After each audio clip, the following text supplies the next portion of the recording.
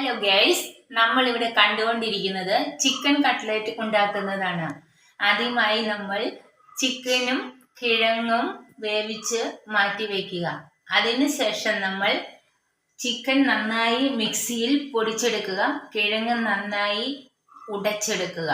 ഇത് സവോള, കിഴങ്ങ്, ചിക്കൻ പൊടിച്ചത് എല്ലാം കൂടി നമ്മൾ എണ്ണയിൽ ഒന്നുകൂടി വഴറ്റിയെടുത്തതിന് ശേഷം നമ്മൾ ബ്രെഡ് പൊടിച്ച് വയ്ക്കുക. അതിനുശേഷം മുട്ട നന്നായി ഒന്ന് വിസ്ക് ചെയ്ത് അടിച്ചു വയ്ക്കുക. ഇതെല്ലാം കഴിഞ്ഞ് നമ്മൾ ഓരോ ഉരുളകളാക്കി കട്ട്ലേറ്റ് ഷേപ്പിൽ നമ്മൾ പരത്തിയെടുത്ത് മുട്ടയിൽ മുക്കി ബ്രെഡിനകത്ത് മുക്കി നമ്മൾ മാറ്റി വെച്ച് എണ്ണയിൽ പൊരിച്ചെടുക്കുക. കട്ട്ലേറ്റ് ഓരോന്ന് എടുത്ത് ചൂടായ എണ്ണയിലേക്ക് ഇട്ട് കൊടുക്കുക. ഗ്യാസ് മീഡിയം ലെവലിൽ നമ്മൾ വെച്ച് കൊടുക്കുക. അതിനുശേഷം നമ്മൾ പെട്ടെന്ന് മറിച്ച് ഇടരുത്. ഓരോന്നായി പതുക്കെ മറിച്ച് ഇട്ട് ബ്രൗൺ നിറം ആകുമ്പോൾ നമ്മൾ കോരി മാറ്റി വയ്ക്കുക.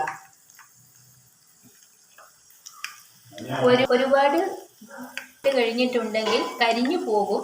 അതുകൊണ്ട് നിങ്ങൾ ഗ്യാസ് മീഡിയം ലെവലിൽ വെച്ച് ഓരോന്നായി മറിച്ച് ഇട്ട് കൊടുത്ത് ബ്രൗൺ നിറം ആകുന്നത് വരെ നിങ്ങൾ ഇളക്കി മാറ്റിക്കൊണ്ടേ ഇരിക്കുക.